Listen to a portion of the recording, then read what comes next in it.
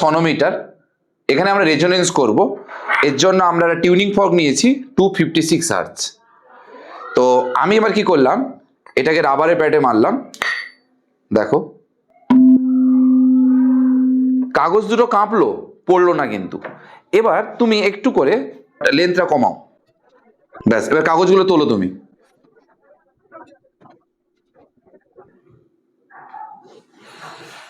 এবার দেখো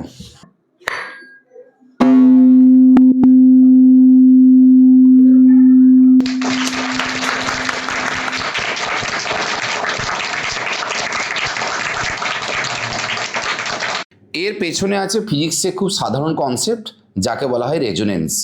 যখন টিউনিং ফর্কের ফ্রিকোয়েন্সির সঙ্গে সনোমিটার ওয়্যারের ন্যাচারাল ফ্রিকোয়েন্সি যখন ম্যাচ করে যায়, তখন ওই রেজোনেন্স ঘটনাটা ঘটে।